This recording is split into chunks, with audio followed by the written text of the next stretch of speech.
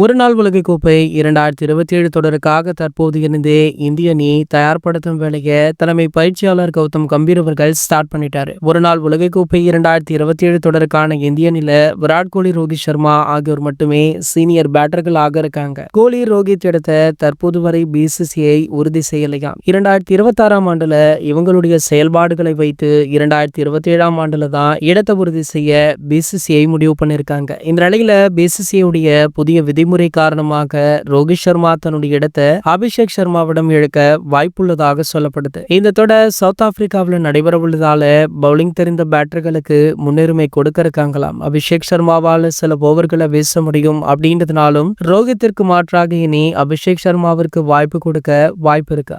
அபிஷேக் சர்மா 5 ஓவர்கள் வரை வீசும் பட்சத்துல நல்ல ஃபார்ம்ல இருக்கும் வருண் சக்கரவர்த்தி, குல்தீப் யாதவ் ஆகிய 2 முழு நேர ஸ்பின்னர்களை பிளேயிங் லெவல்ல சேர்க்க முடியும் அப்படின்னு சொல்லப்படுது. இந்த நிலையில இந்த விஷயங்களை சொல்லி பிசிசிஐ உடைய ஒப்புதலை நம்ம கௌதம் கம்பீர் அவர்கள் பெற்றுள்ளதாக சொல்றாங்க.